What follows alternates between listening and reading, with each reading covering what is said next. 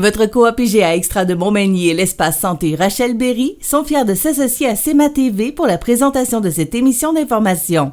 Toujours soucieuse d'être près de sa communauté, votre coopérative d'alimentation s'implique dans le mieux-être de ses 150 employés, à toujours satisfaire davantage ses 6275 sociétaires et à répondre en tout point à leurs besoins. Supportez les organismes de bienfaisance et les entreprises du milieu. Votre magasin coop IGA Extra de Montmagny, c'est tout ça et bien plus. Bonne émission!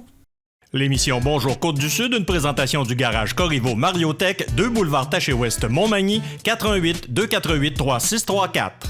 Sous la bannière Autoplace Maître Mécanicien, le garage Corriveau Mariotech maintient sa réputation sur le service depuis plus de 60 ans. Vous avez besoin de nous, nous sommes là pour vous. 24 heures par jour, 7 jours semaine, le garage Corriveau Mariotech, 248 36 34. Les Caisses Desjardins de Montmagny-Lillet, fiers partenaires de l'émission Bonjour Côte-du-Sud. Les Caisses Desjardins de Montmagny-Lillet, fiers partenaires de l'émission Bonjour Côte-du-Sud. Tous ensemble, nous contribuons à faire rayonner des milliers de jeunes. Desjardins, toujours là pour faire briller la jeunesse. Je vous souhaite la bienvenue à cette dernière émission spéciale dans le cadre du 10e anniversaire de CEMA TV. Alors qu'aujourd'hui, en ce vendredi du 5 août, on va se rappeler les grands événements de 2021. D'abord, dans quelques instants, on vous propose un dernier bulletin de nouvelles et celui-là fera état des grands événements qu'on a vécus au cours de 2021, du moins les principaux que nous avons retenus pour vous. Il y aura la chronique prévention en compagnie de Mathieu Labrec et également l'entrevue du jour aujourd'hui. L'an dernier, à peu près à la même période, nous avons reçu le sénateur Pierre-Hugues Boisvenu. Donc, c'est l'entrevue du jour qu'on vous propose dans le cadre de cette émission spéciale du 10e anniversaire de CEMA TV. Lundi, le 8 août, on reviendra, toute l'équipe, de vacances. Alors, on reprendra l'horaire normal.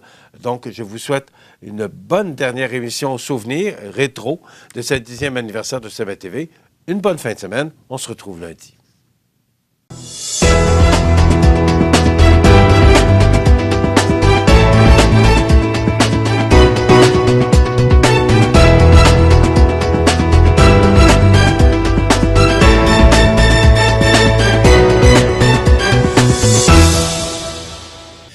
C'est avec beaucoup de tristesse que la ville de Montmagny a appris vendredi soir dernier que son maire, M. Rémi Langevin, avait malheureusement perdu son combat contre le cancer.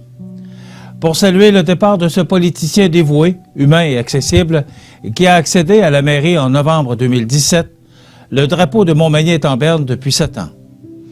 Pour ceux et celles qui voudraient lui rendre un dernier hommage, M. Langevin sera exposé en chapelle ardente dans le hall de l'Hôtel de Ville de Montmagny, 143 rue Saint-Jean-Baptiste-Est, Montmagny, jeudi le 7 janvier de 13h30 à 16h30 et de 18h30 à 21h30.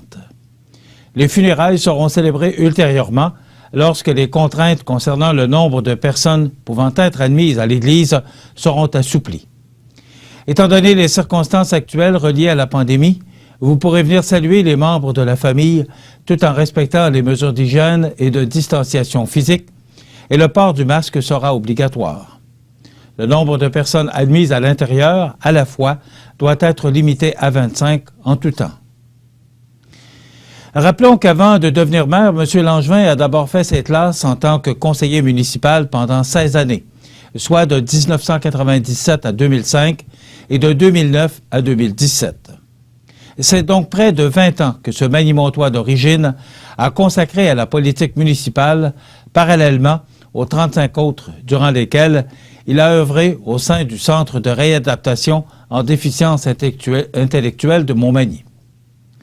Pendant son mandat à la mairie, on se souviendra particulièrement de la détermination dont il pouvait faire preuve lorsqu'il était question d'améliorer la qualité de vie des citoyens et du milieu. Il a d'ailleurs pris son bâton de pèlerin plus d'une fois pour aller à la rencontre d'entreprises afin de les convaincre de soutenir des projets structurants pour le milieu magny-montois. On n'a qu'à penser à Montel, qu'il a incité à s'associer à la place publique du centre-ville pour en assurer l'animation. Au CN, qu'il est allé chercher pour financer une bonne partie de l'aménagement de la piste de Pump Track du parc Saint-Nicolas. Ou encore à la quinzaine d'entreprises qu'il a réussi à mobiliser pour permettre au CPE Enfants Bonheur d'aller de l'avant avec la construction de sa nouvelle installation de 40 places à horaires atypiques.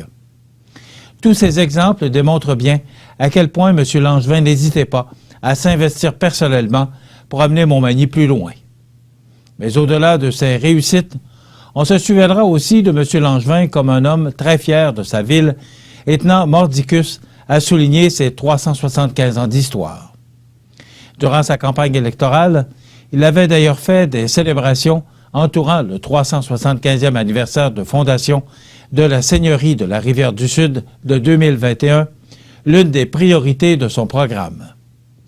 Le comité organisateur des fêtes se fera évidemment un devoir de lui rendre hommage. Les membres du Conseil et moi, tout comme l'ensemble des employés municipaux, sommes affligés par le décès de notre maire. Personne ne s'attendait à ce que la maladie ait raison de sa volonté de vivre, et ce, aussi rapidement. Nous conservons tous d'excellents souvenirs de lui et de son ardent désir d'améliorer la qualité de vie des Magny-Montois, désir qui a sculpté sa personnalité, a confié le maire suppléant, M. Bernard Boulay, et qui transmet aux membres de la famille et aux proches de M. Langevin ses plus sincères condoléances. La direction de CMA-TV et tous ses employés offrent également leurs condoléances à toute la famille et aux nombreux amis de M. Langevin, ainsi qu'à tous les citoyens de Montmagny. Les administrateurs du conseil d'administration de la Chambre de commerce et d'industrie de la MRC de Montmagny se joignent à leur présidente, maître Annie-Pierre Labrie, pour également offrir leurs plus sincères condoléances à la famille et aux proches de M. Rémy Langevin, ainsi qu'aux citoyens de Montmagny. Nous sommes attristés de cette nouvelle et sommes reconnaissants du dévouement constant que M. Rémy Langevin a démontré à titre de maire et de conseiller pour sa ville, a déclaré maître Annie-Pierre Labrie. Plusieurs autres politiciens, dont le député fédéral de la circonscription, Bernard Généreux, et la députée ministre de Côte-du-Sud, Marie-Ève Proulx, ont offert leurs condoléances à la famille, aux amis et aux citoyens et collègues, en saluant au passage l'homme de cœur qui était le premier citoyen de la capitale de Lois-Blanches, Rémy Langevin. Soulignons que c'est Bernard Boulay qui est désormais le maire de Montmagny jusqu'aux prochaines élections municipales qui devraient avoir lieu au mois de novembre 2021. C'est lundi, en soirée, avant la tenue de la séance du Conseil de la ville de Montmagny, que le maire suppléant, M. Bernard Boulay, a été élu par ses pairs, officiellement le maire de la capitale de Lois-Blanches. Par contre, selon nos informations, ce dernier aurait été obligé de se servir de sa deuxième voix pour remporter la victoire, soit l'autre qu'il détient en raison qu'il préside le conseil. En somme, son opposant, le conseiller du district 3, Yves Gendreau, a réussi le tour de force d'aller chercher l'appui de deux autres conseillers, donc d'avoir 3 voix sur 6 en sa faveur, ce qui a forcé le vote du président qui, lui, s'en est servi sans surprise pour trancher en sa faveur. C'est donc Bernard Boulay qui dirigera la ville de Montmagny jusqu'à la prochaine élection qui aura lieu en novembre 2021. Ce dernier n'a d'ailleurs pas fermé la porte à une autre possible candidature au poste de premier citoyen. Desjardins Capital et Investissement Québec, actionnaire minoritaire de Ressort Liberté, appuie l'entreprise dans l'acquisition d'LK Suspension, un manufacturier se spécialisant dans la conception de systèmes de suspension pour les véhicules récréatifs et les camions légers sport. L'acquisition permet ainsi de conserver la propriété québécoise d'LK et de consolider la position de leader de Ressort Liberté comme fabricant de ressorts de haute précision, comptant plus de 700 employés et exploitant 6 sites de production, dont Montmagny, Toronto, Juárez et Querétaro au Mexique, Suzhou en Chine et Diamantata en Roumanie. Rappelons qu'LK est une entreprise manufacturière de Boucherville qui emploie environ 50 personnes. Elle se spécialise en recherche et développement, en conception, en test et en fabrication de suspensions sur mesure selon les besoins spécifiques de ses clients. Leurs produits sont principalement vendus au Canada et aux États-Unis, mais sont également distribués dans d'autres pays. Stratégiquement, cette acquisition permettra à Ressort Liberté de diversifier son offre en introduisant une gamme de produits propriétaires axés sur les suspensions, dont les ressorts de haute qualité font partie intégrante et qui s'adressent à différents types de véhicules. Elle permettra également à LK de croître plus rapidement grâce au réseau de Ressort Liberté et de créer plusieurs emplois à court terme. LK Suspension est très heureuse d'allier ses forces à celles de Ressort Liberté. Cette acquisition vient renforcer la position de l'entreprise comme une force mondiale dans le domaine de la suspension pour le plus grand bénéfice de nos clients et partenaires, a déclaré Martin Lamoureux, président d'LK Suspension. Ressort Liberté est fier d'accueillir les équipes d'LK Suspension dans sa grande famille. En joignant le talent exceptionnel des équipes de Ressort Liberté et d'LK Suspension, nous croyons pouvoir mieux supporter nos clients dans leurs projets de croissance, a mentionné Mathieu Ouellet, PDG de Ressort Liberté. Desjardins Capital est fier de participer au projet d'acquisition de Ressort Liberté et à la consolidation de la position de leader de ce fleuron québécois. L'acquisition d'LK, un manufacturier de systèmes de suspension, permettra à Ressort Liberté de diversifier son offre et de pénétrer un nouveau marché très niché. Grâce à ce partenariat, Desjardins Capital pourra également remplir sa mission de préserver la propriété québécoise des entreprises d'ici et de les appuyer dans leur croissance, a souligné Marie-Hélène Nollet, chef de l'exploitation de Desjardins Capital. En soutenant cette acquisition, nous réitérons notre confiance envers Ressort Liberté et sa stratégie de croissance. Notre équipe est fière de permettre à deux entreprises québécoises de s'allier pour encore mieux saisir les occasions que présente l'industrie automobile et récréo-touristique et de continuer de se démarquer par l'innovation, a conclu Guy Leblanc, président-directeur général d'Investissement Québec. Rien ne va actuellement plus du côté de la députée ministre de Côte-du-Sud, Marie-Ève Proulx, puisque selon les informations du chroniqueur politique du 98.5 FM, l'ex-ministre péquiste Bernard Drinville, l'attaché de presse de Mme Proulx ne serait plus à l'emploi de cette dernière. Bien que M. Drinville n'ait pas voulu nommer l'employé en question, après vérification par CMA-TV Nouvelles, il s'agit de Mme Lani Dufour. Celle-ci aurait quitté vendredi dernier. Selon les propos du chroniqueur vedette, on serait rendu à au moins une vingtaine d'employés qui auraient quitté le bureau de Marie-Ève Proulx. Paul, j'ai cessé de compter là, mais on est rendu certainement à 20 employés qui ont quitté le bureau de Mme Proulx. Et encore une fois, on parle d'une employée en pleurs, parce qu'elle n'en peut plus d'être dénigrée, rabaissée, humiliée. On parle toujours du même climat toxique. Une ministre qui est blessante, qui n'est pas respectueuse auprès de ses employés. Paul, je t'en ai parlé déjà, qu'est-ce qu'ils attendent pour régler ça à Québec? s'est questionné ouvertement Bernard Drinville lundi matin au micro de Paul Arcan. Selon le chroniqueur, les hautes instances du gouvernement caquiste sont au courant de la situation depuis le début de l'automne. Écoute, Paul, tu as des personnes qui ont démissionné, tu as des gens qui ont été congédiés, tu as des gens qui sont en burn-out, tu as des gens qui ont dû consulter. Tu as du monde qui consulte encore à cause de l'expérience qu'ils ont vécue avec cette ministre-là. Qu'est-ce qu'elle a de si extraordinaire pour que Legault la garde? Quand ça ne fait pas son affaire, tu es un pas bon ou une pas bonne. Il n'y a pas de limite jusqu'à ce que tu brailles et c'est à répétition. Ce n'est jamais elle le problème, a renchéri Bernard Drinville.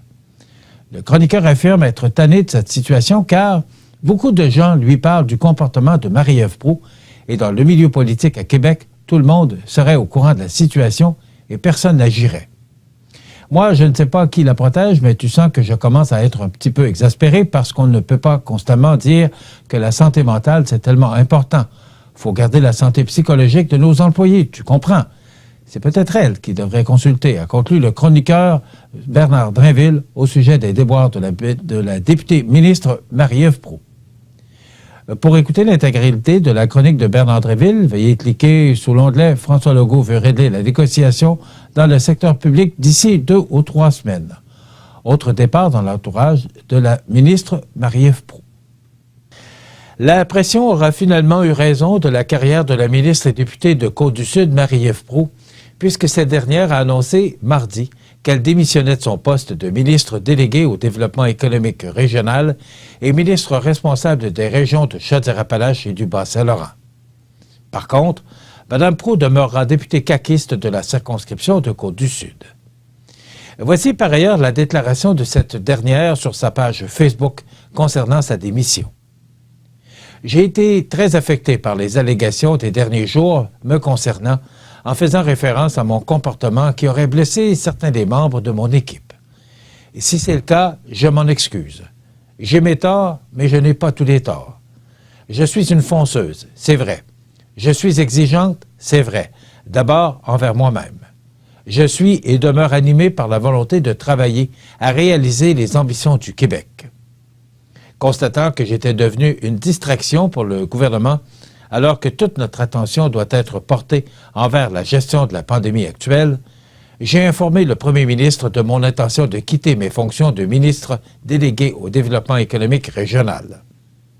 Je le remercie de la confiance qu'il m'a témoignée en me permettant de servir le Québec en occupant cette fonction.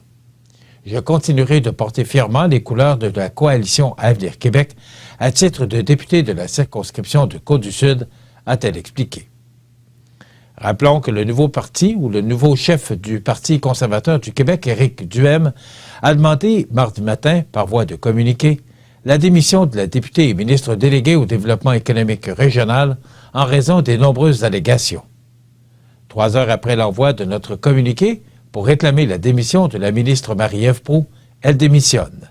Ça fait des mois que le bureau du premier ministre François Legault sait comment la ministre Proulx traite son personnel et il ne fait rien. Il a fallu que Bernard Drinville s'indigne en ondes et que le Parti conservateur exige son départ pour qu'elle se fasse enfin montrer la porte, a déclaré Éric Duhem sur sa page Facebook. Ce dernier avait même fait un parallèle avec l'ancienne gouverneure générale du Canada, Julie Payette. La façon scandaleuse dont l'ancienne gouverneure générale du Canada, Julie Payette, traitait ses employés a montré la marche à suivre en pareilles circonstances. Pour les Québécois et Québécoises et les Canadiens et Canadiennes, le harcèlement psychologique en milieu de travail, c'est tolérance zéro. Justin Trudeau a congédié Mme Payette. François Legault doit faire de même avec Marie-Ève Proulx, avait-il plaidé. Du côté du premier ministre, on explique que Mme Proulx avait eu l'aide d'un coach pour gérer son personnel, mais que la situation ne s'était pas suffisamment améliorée pour qu'elle puisse demeurer en poste. Quant au Parti libéral du Québec, la chef, Mme Dominique Andelade, a déclaré que François Legault n'a visiblement pas réagi avec la même force dans le dossier que pour dénoncer le harcèlement en ligne. Du côté du Parti québécois, le chef, Paul Saint-Pierre Plamondon, a accusé François Legault d'avoir trop longtemps fermé les yeux concernant les allégations de harcèlement. Le Havre des femmes offre des services avec ou sans hébergement pour toutes les femmes. Peu importe votre âge, origine, profession, identité de genre, orientation sexuelle ou statut migratoire.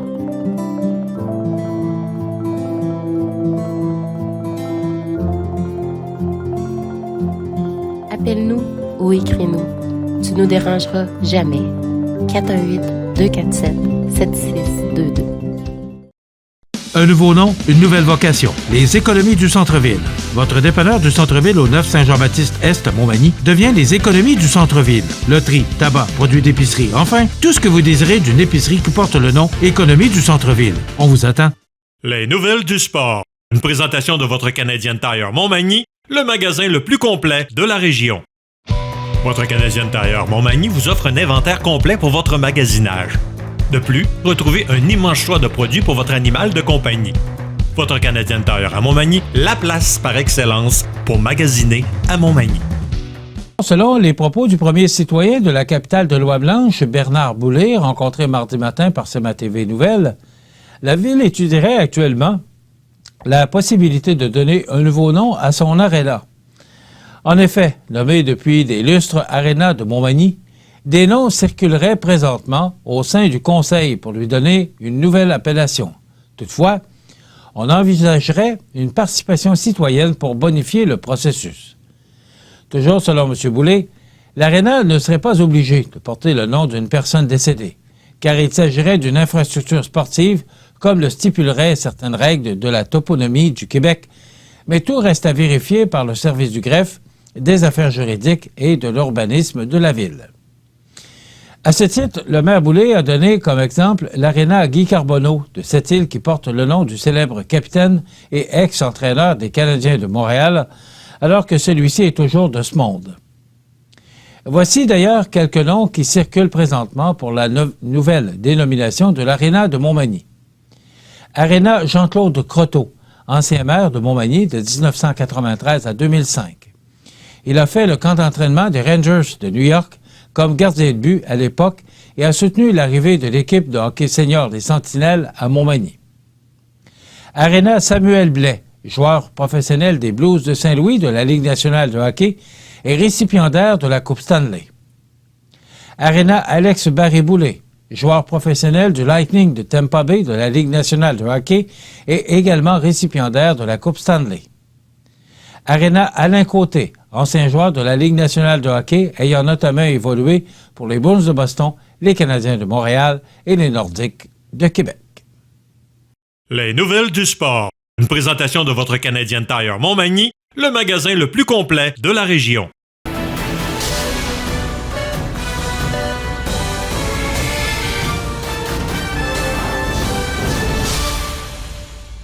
Les Caisses Desjardins de Montmagny-Lillet, fier partenaire de l'émission Bonjour Côte-du-Sud.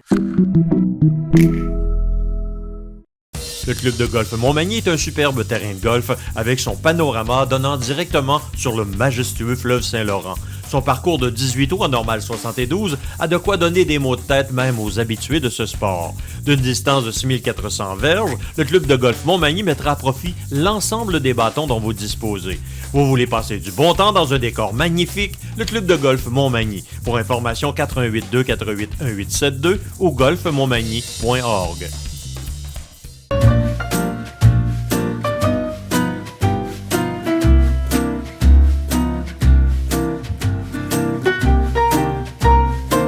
PMT Roy Assurance et Services financiers depuis 1927. La résidence Manoir Saint-Louis, c'est une entreprise familiale qui met à la disposition de ses résidents autonomes et semi-autonomes tous les services et divertissements dans une ambiance de confort, de respect et d'écoute. La résidence Manoir Saint-Louis fait sur mesure pour vous, 248 0071.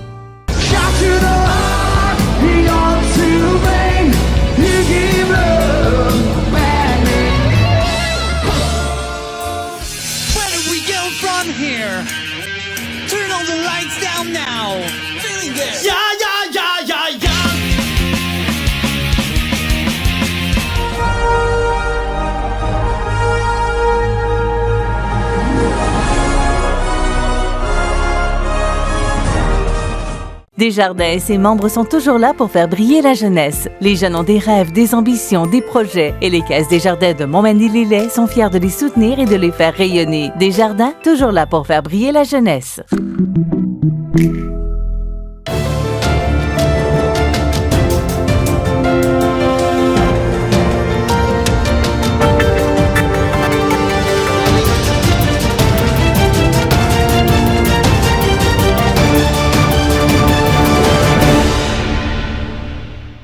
Vous regardez CEMA TV, le média numéro 1 sur la Côte-du-Sud.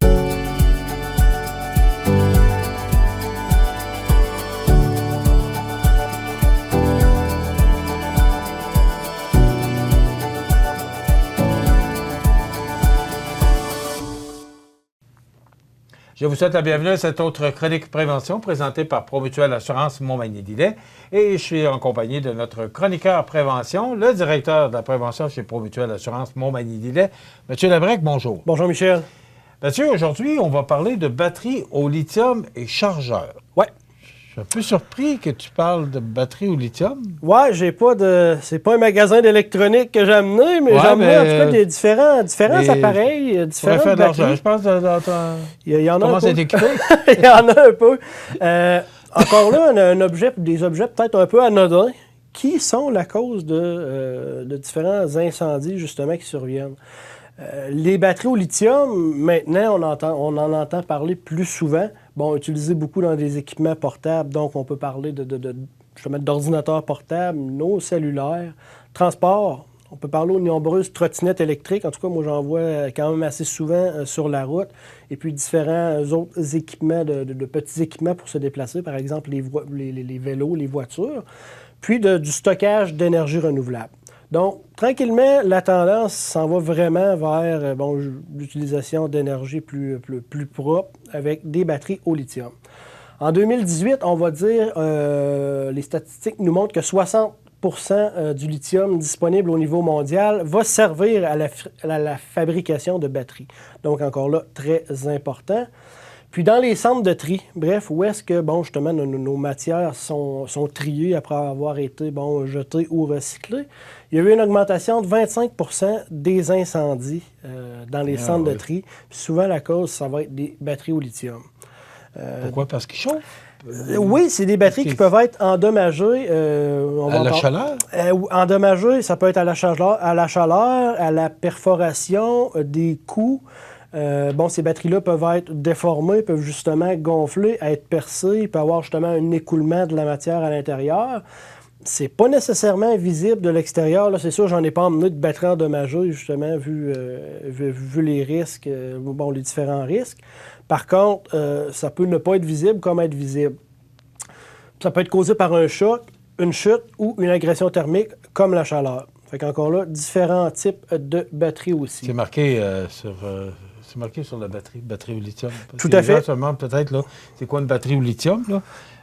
Donc ça, c'est une batterie au lithium, mais c'est marqué. Lithium, tout à fait.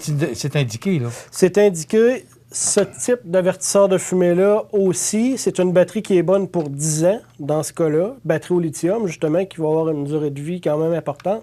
Donc, on n'a pas à changer la batterie au changement d'heure, 2 fois par année. Batterie qui est bonne 10 ans. Puis je peux pas démancher je peux pas le démancher, là. Il est fait comme ça. La batterie est bonne 10 ans, donc batterie au lithium... Là, j'entends les gens qui disent « Ouais, mais batterie au lithium », puis là, il dit que c'est dangereux pour le feu. Est-ce que...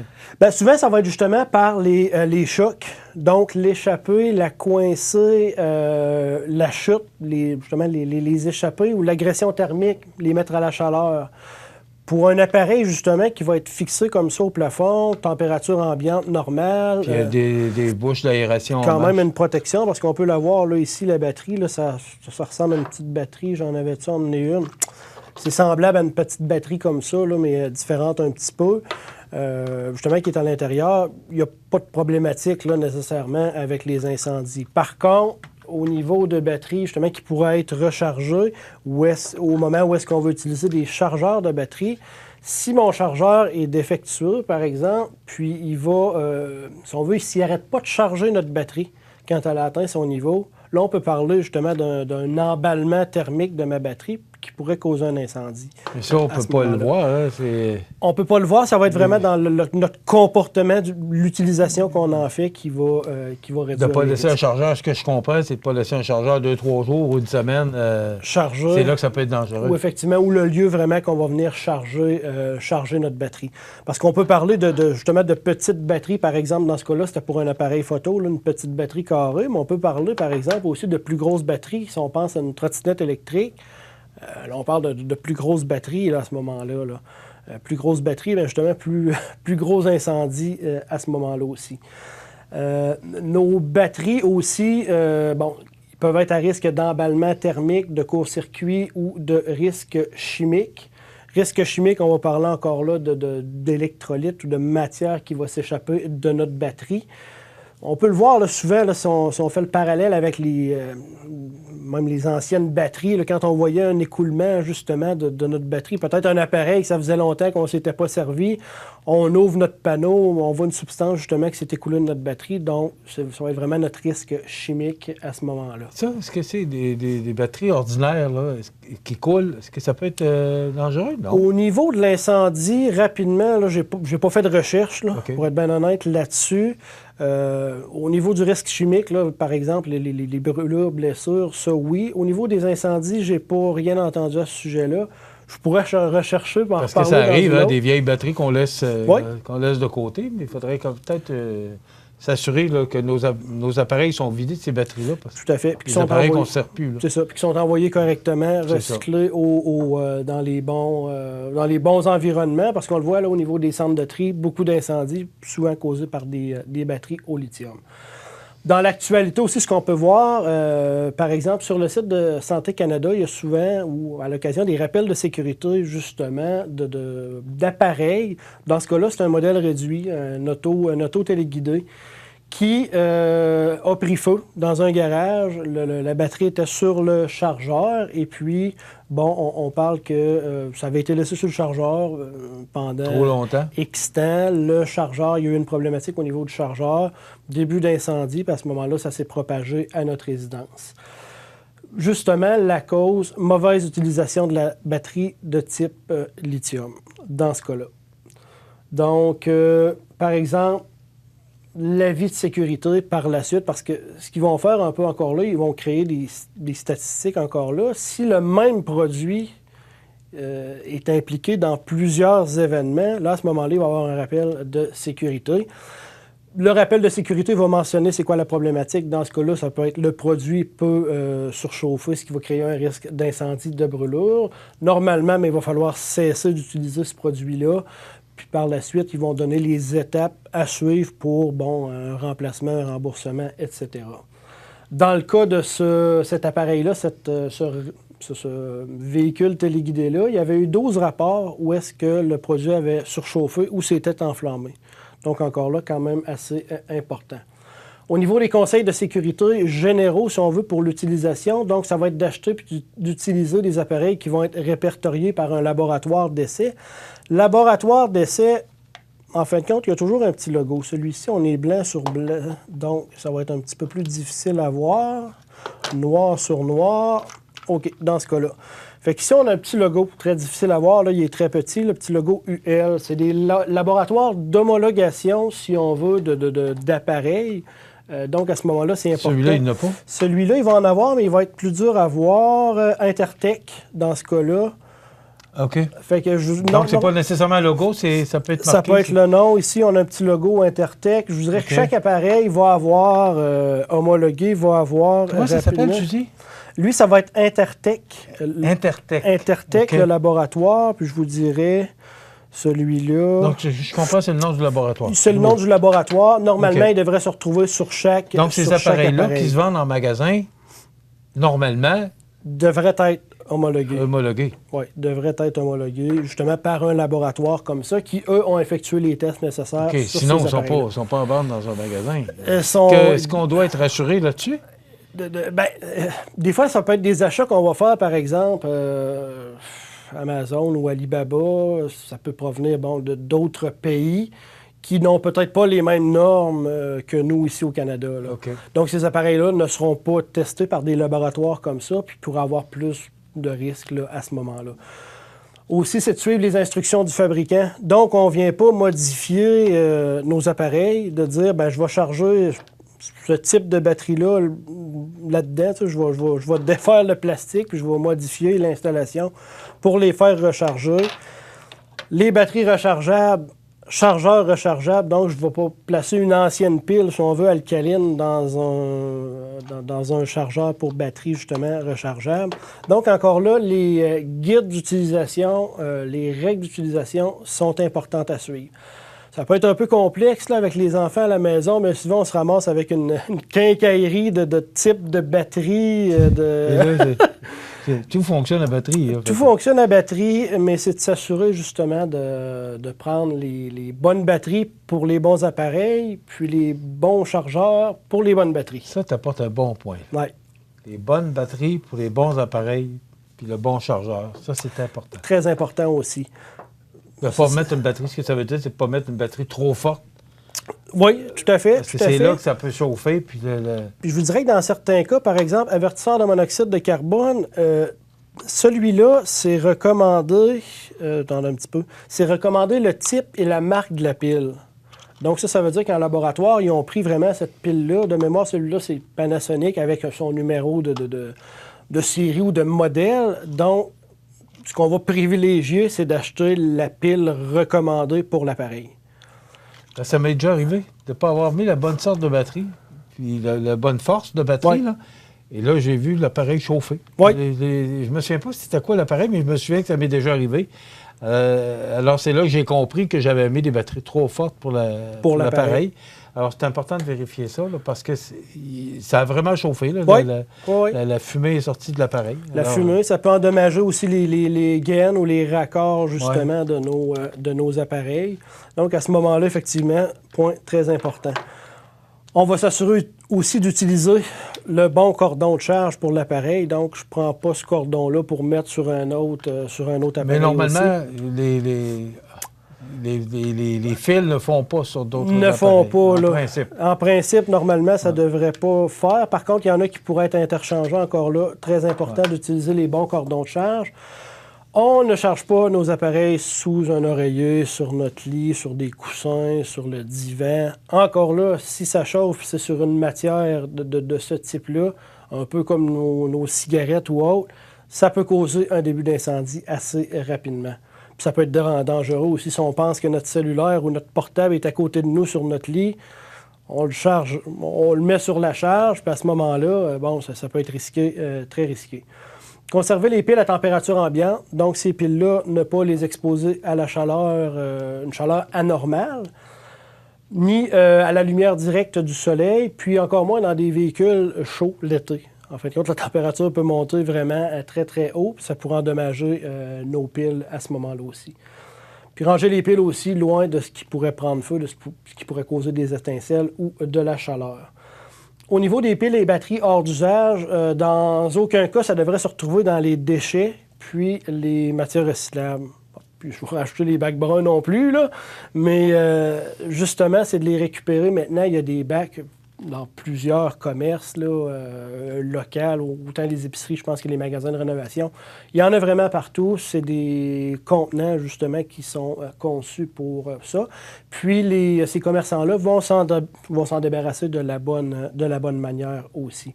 Au niveau des batteries au lithium, important de cacheter avec du ruban adhésif nos bornes de piles au lithium, justement, pour s'assurer, puis les emballer séparément, justement, pour que pendant le transport, il n'y ait pas de court-circuit qui se produisent à l'intérieur de nos batteries. Encore là, une batterie, ça peut paraître négligeable peut-être comme source d'incendie, mais une batterie au lithium, si vous regardez des vidéos, par exemple, sur Internet de batteries au lithium, d'emballement thermique de batteries au lithium, c'est plus impressionnant là, qu'on pense. Effectivement. Rapidement, je pense qu'on a fait une tournée, ce qu'on peut voir énormément de types de batteries, donc c'est facile peut-être de se mélanger entre ces différents types-là. On a même aussi, j'en ai pas parlé beaucoup, chargeurs pour l'auto, peut-être un peu moins d'actualité, peut-être qu'il y en a un petit peu moins, là, vu les systèmes qu'on a maintenant dans nos autos. Il faut vraiment se rappeler d'utiliser le bon chargeur pour charger nos batteries. S'assurer de garder le tout là, sécuritaire. Rapidement, ça sert à quoi les piles? Qu'est-ce qui peut faire que je prenne une pile au lithium au lieu de prendre une énergésaire brune là, ou grise? Ça peut être sa durée de vie, justement. Comme par exemple, pour nos piles d'avertisseurs de fumée, on parle d'une pile qui va avoir une durée de vie de 10 ans. Donc, à ce moment-là, ça peut être une avenue intéressante là, d'utiliser une telle pile. Je me posais la question parce que moi, j'achète toutes des piles... brune, oui, c'est plus standard, si on veut. Mais au lithium, il y a certains appareils aussi qui peuvent recommander des piles comme ça, justement, pour favoriser, justement, une utilisation qui est plus longue.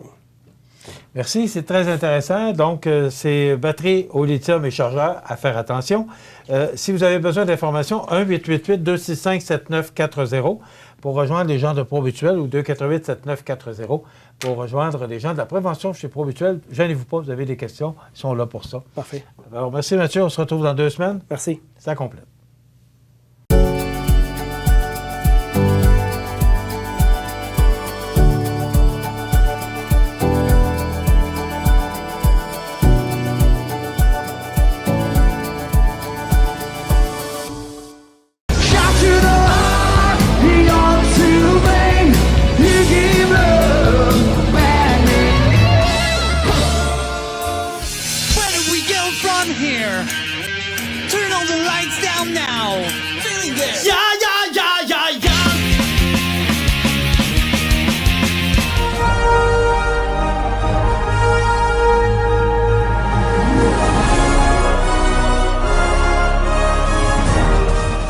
Desjardins et ses membres sont toujours là pour faire briller la jeunesse. Les jeunes ont des rêves, des ambitions, des projets et les caisses Desjardins de Montmagny-Lillet sont fiers de les soutenir et de les faire rayonner. Desjardins, toujours là pour faire briller la jeunesse.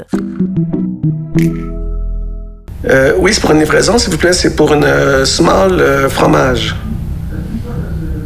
Oui. Hey, non. C'est pas, excuse-moi, c'est plus une médium que je voulais. Une médium fromage. Ouais. Hey, tu vas me trouver fatigant, mais je pense que je vais y aller pour une large, une extra large. Plus une extra large.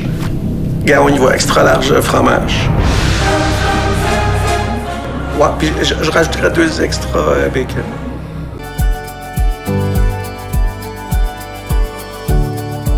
Promutuelle Assurance Montmagny-Lillet. 21 000 membres, 3 bureaux, 50 emplois chez nous. 418-248-7940. La la la la la la la. Votre magasin Coop, c'est un large éventail de fruits et légumes, des gâteaux personnalisés, des mets cuisinés préparés sur place, des bouchées à votre service, des charcuteries et des fromages, des poissons frais à tous les jours, des produits locaux, sans oublier le comptoir Yuzu Sushi Express et les nouvelles caisses libre-service. Un large inventaire de bières de microbrasserie. Une fraîcheur garantie à chacune de vos visites. Venez vivre la différence. Achetez local à votre magasin Coop IGA Extra de Montmagny. Vous regardez CEMA TV, le média numéro 1 de l'information sur la Côte-du-Sud. Mon prochain invité, c'est M. Pierre-Hugues Boisvenu, qui est sénateur. M. Boisvenu, honorable, j'aurais dû dire Pierre-Hugues Boisvenu. Bonjour et bienvenue chez nous. Je vous remercie de l'invitation aussi, surtout dans la belle région de Montmagny, que je connais un peu. Alors, c'est un plaisir d'être avec vous ce matin. C'est pas la première fois que vous venez à Montmagny? Non, je suis venu régulièrement à Montmagny. Moi, quelques fois par année. Bon, vous venez comme touriste? Bien, je viens comme touriste. Je viens aussi des amis dans le coin. J'ai aussi une boucherie, ma boucherie préférée de M. Morin, Norbert Morin.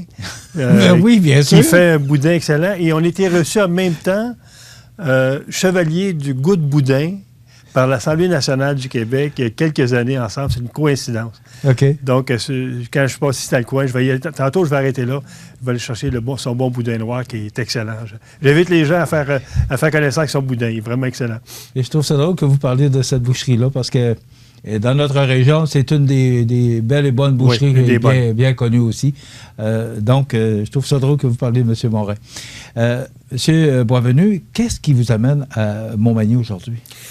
Écoutez, depuis le printemps dernier, avec l'aide médicale à mourir, où on a adopté le projet de loi C7 qui devait remplacer la loi C14 qui a été adoptée en 2015, suite à la décision de la Cour suprême de faire en sorte que les gens qui sont mourants, les gens qui sont souffrants doivent avoir des droits égaux, également les enfants mineurs.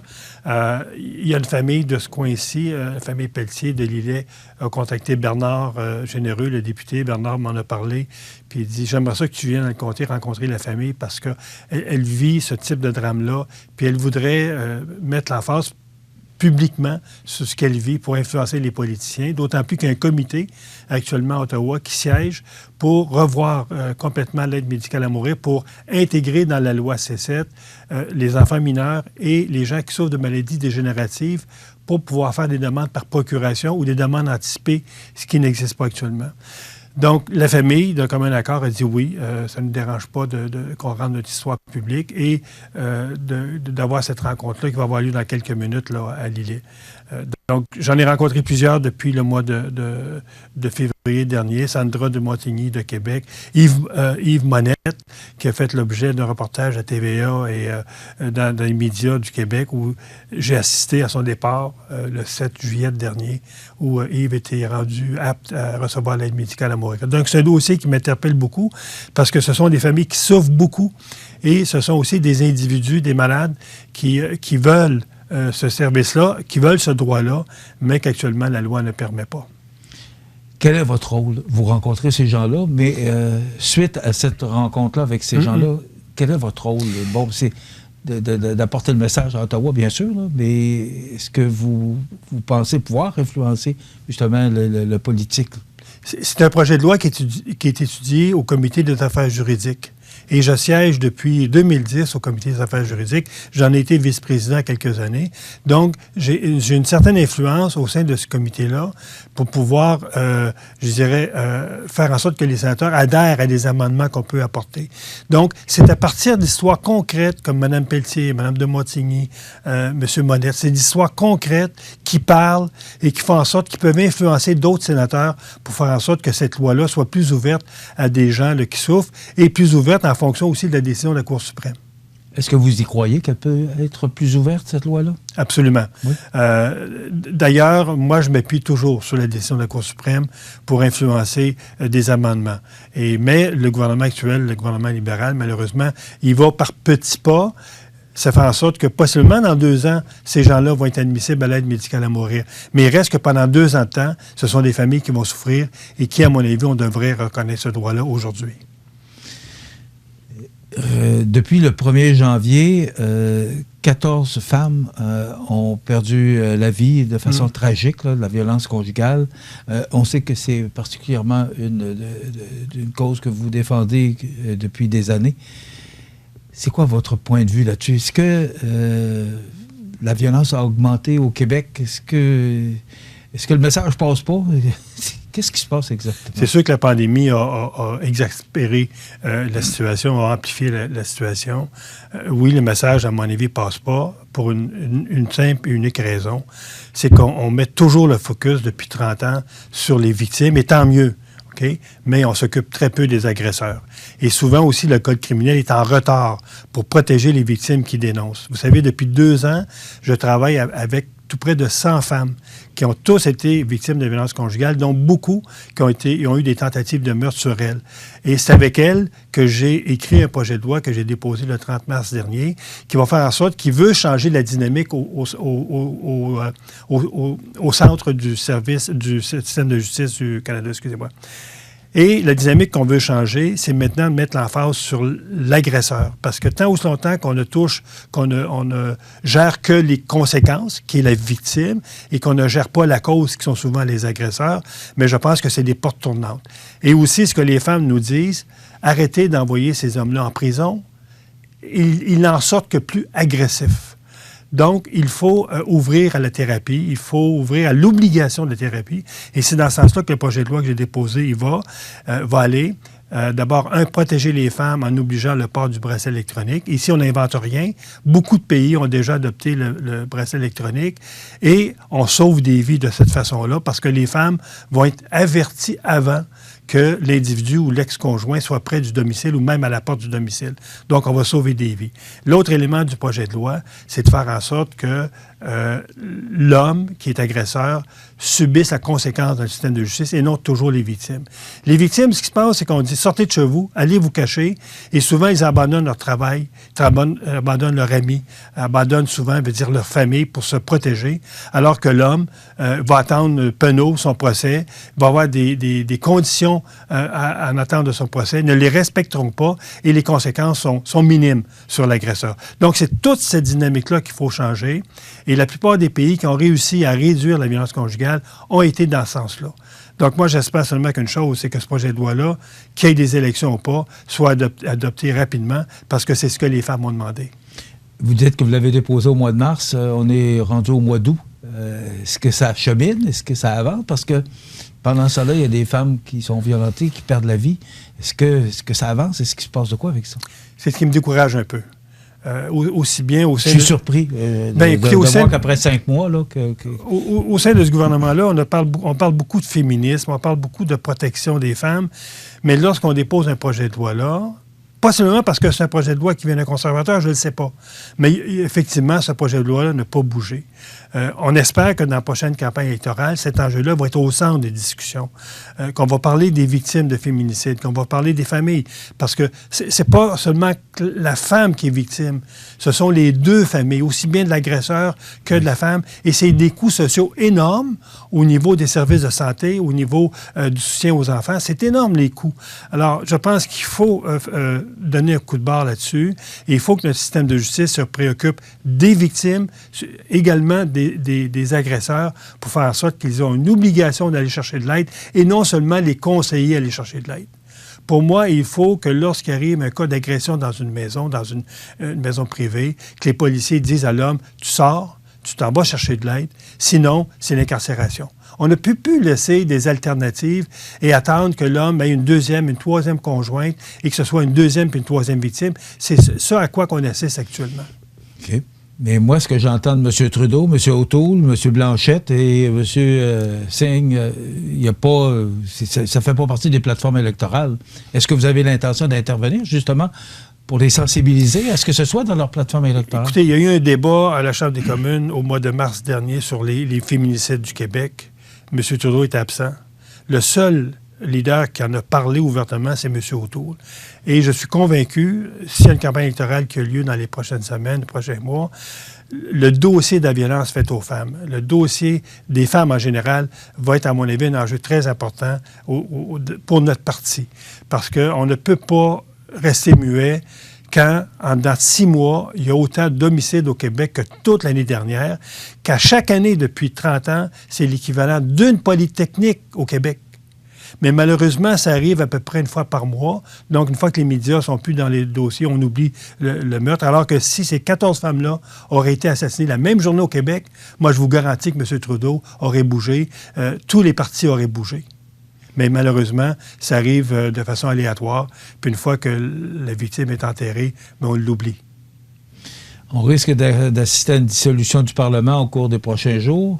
Donc, votre projet de loi, ça va être probablement avec le nouveau gouvernement qui sera présenté, adopté. Et bon, on connaît toute la cuisine qu'il y a à faire pour adopter un projet de loi.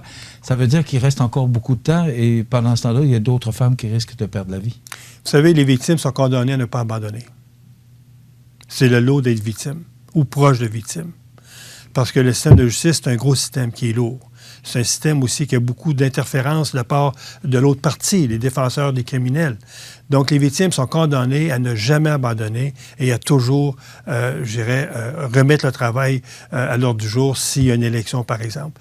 Donc, je suis convaincu, avec la centaine de femmes que je côtoie là, quotidiennement, que même s'il y a une élection, rapidement après que le gouvernement sera en place, on redéposera le projet de loi, on sera dans les médias et à chaque fois qu'une femme sera assassinée au Québec, on dira aux politiciens, vous avez manqué de responsabilité envers ces femmes-là. Mais ce que vous dites est condamné à toujours se défendre. Ça veut dire que même le projet de loi, même s'il est adopté, vous pensez que cette violence-là peut continuer? Écoutez, M. Harper avait dit une phrase un jour qui m'avait emmené vers ce parti-là. Nous sommes le parti des victimes. Je n'ai pas entendu ça de la part du gouvernement libéral. Nous sommes le parti des victimes. Moi, j'ai juste hâte que M. Trudeau, qui se dit féministe, dise un jour publiquement « Nous allons nous occuper de la violence faite aux femmes ». On parle beaucoup du Québec parce que c'est là qu'on entend plus parler des victimes au Québec, mais comme vous représentez et vous êtes au Parlement canadien, est-ce qu'au Canada, il y a autant de féminicides? Parce qu'on entend moins parler. Il y en a, on entend moins parler. Et le projet de loi que j'ai déposé a fait l'objet d'une consultation de tous les ministres de la Justice de toutes les provinces, de toutes les fédérations des centres d'hébergement des femmes de toutes les provinces. Et c'est une préoccupation dans toutes les provinces. Plusieurs provinces, à l'instar du Québec, ont déposé un plan d'action pour contrer la violence faite aux femmes. Mais je vous dirais qu'au Québec, c'est un petit peu plus amplifié. Pourquoi? Je pense parce qu'au Québec, on a un héritage de réhabilitation à tout prix. Donc, on est toujours la première chance, deuxième chance. Alors qu'à mon avis, des meurtres contre les femmes ou des agressions contre des femmes, contre des enfants, contre des personnes âgées, ça devrait être tolérance zéro. On a un niveau de tolérance au Québec qui est plus grand qu'au Canada anglais, il faut le dire. Il faut dire aussi que les sentences au Canada anglais dans la violence conjugale sont plus sévères. Le non-respect des conditions des 810, les ordonnances, sont plus sévères au Canada anglais. J'aime pas ça, ce que vous me dites là. Pourquoi que... Bien, vous savez que pourquoi on est moins sévère qu'ailleurs alors que c'est... Un crime, c'est un crime? Parce que l'administration de la justice relève des provinces. Et les directives qui sont données aux avocats de la Couronne sont très importantes. Et c'est pour la première fois au mois d'avril dernier, le directeur des poursuites pénales et criminelles du Québec a donné une directive à ses avocats, aux avocats de la Couronne, demander maintenant des sentences plus sévères dans les cas de violence conjugale. C'est la première fois, j'entendais au Québec, un directeur des poursuites pénales et criminelles dire à ses avocats, ceux qui défendent l'intérêt public, vous allez demander des sentences plus sévères maintenant. Donc, ça progresse lentement au Québec. Mais ça, mais ça moins rapidement qu'ailleurs. Vous m'encouragez de dire que ça progresse. Là. Mais ça progresse. Et c'est pour ça que je dis, il faut que les victimes parlent, il faut que les victimes prennent la parole. Et c'est la seule façon de faire bouger le système de justice, c'est que les victimes prennent la parole. Ce que je comprends, il reste à peu près 90 secondes. Là. Ce que je comprends, c'est que vous allez continuer à défendre ce que vous avez toujours défendu depuis que vous êtes sénateur. Depuis que ma fille est assassinée. Ouais. C'était une mission qu'elle m'a donnée. Et cette mission-là, je pense que je vais l'avoir jusqu'à mon dernier souffle. Merci de nous avoir accordé cette entrevue, M. Boisvenu. Bien, c'est moi qui vous remercie de m'avoir parlé surtout. Oui. Alors voilà, M. Pierre-Hugues Boisvenu, qui est sénateur. Alors merci. Et on vous souhaite une belle visite. Puis bon retour à Montmagny. Merci beaucoup. Et vous saluerez M. Morin de notre part. Je vais le faire. Oui, merci beaucoup. Merci. Alors, on s'arrête. La résidence Manoir Saint-Louis, c'est une entreprise familiale qui met à la disposition de ses résidents autonomes et semi-autonomes tous les services et divertissements dans une ambiance de confort, de respect et d'écoute. La résidence Manoir Saint-Louis fait sur mesure pour vous, 248-0071. Oui, c'est pour une livraison, s'il vous plaît. C'est pour une small fromage. Oui. Hey, non. C'est pas, excuse-moi, c'est plus une médium que je voulais, une médium fromage. Ouais. Hey, tu vas me trouver fatigant, mais je pense que je vais y aller pour une large, une extra large. Plus une extra large. Gars, on y va, extra large fromage. Ouais, puis je rajouterai 2 extra bacon.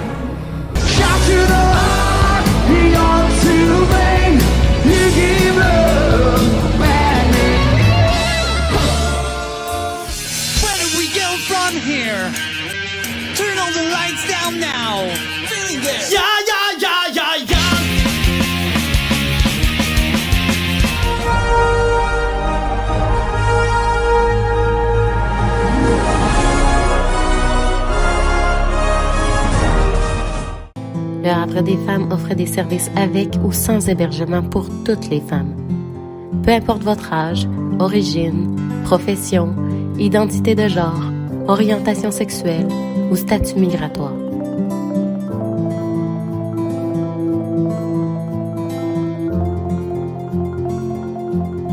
Appelle-nous ou écris-nous. Tu nous dérangeras jamais. 418-247-7622. La résidence funéraire Boulanger vous propose une gamme complète de services personnalisés afin de répondre à tous vos besoins en matière de funérailles. Nous vous fournissons des installations de services innovants qui répondent en évolution des familles d'aujourd'hui. Nous prenons soin de vous afin que vous puissiez vous concentrer sur ce qu'il y a de plus important, votre famille, vos amis et vous-même. Salon funéraire adapté pour votre plus grand confort, grand stationnement et facilité d'accès. La résidence funéraire Boulanger, pour bien faire dans la dignité. Le réseau de télévision CMA-TV vous présente les avis de décès. À son domicile, le 30 juin 2022, à l'âge de 79 ans, décédé, entouré de sa famille, M. Moïse Picard, conjoint de Mme Élisabeth Proulx. Il était le fils de feu M. Léopold Picard et de feu Dame Simone Théberge. Il demeurait à Montmagny. La famille accueillera parents et amis à la maison funéraire Laurent Normand, 115 rue Saint-Louis, Montmagny, dimanche 7 août à compter de midi. Une célébration hommage aura lieu par la suite à 15h à la salle commémorative du complexe funéraire. Ses cendres seront déposées au cimetière de Montmagny ultérieurement. La famille désire remercier ses médecins, les docteurs Gaëtan Paradis et Frédéric Carpentier. La docteure Annie Mercier, qui s'est grandement dévouée pour lui au cours des 9 dernières années, et tout le personnel du département d'oncologie de l'Hôtel-Dieu de Montmagny et de l'Hôtel-Dieu de Lévis. Un merci sincère au personnel du CLSC de Montmagny, plus particulièrement à Mme Nancy Guillemette, infirmière à domicile, qui a toujours été présente pour Moïse et pour mon frère Roger Proulx, décédé le 2 mars dernier, à M. Danny Coulombe et à Mme Louise Rouleau. Merci également à son ergothérapeute Rose-Marie Roy et à sa physiothérapeute Annick Saint-Hilaire, ainsi qu'au personnel de l'urgence de l'hôpital de Montmagny et au personnel du Centre de réadaptation en déficience physique de Charny. Vos témoignages de sympathie peuvent se traduire par un don à la Maison d'Hélène ou à la Fondation de l'Hôtel-Dieu de Montmagny. Des formulaires seront disponibles au salon. La direction a été confiée à la maison funéraire Laurent Normand, 115 rue Saint-Louis, Montmagny. Aux familles éprouvées, la direction et le personnel du réseau de télévision CMA-TV offrent leurs plus sincères condoléances. L'émission Bonjour Côte-du-Sud, une présentation du garage Corriveau Mariotech, 2 boulevard Taché-Ouest Montmagny, 418 248 3634.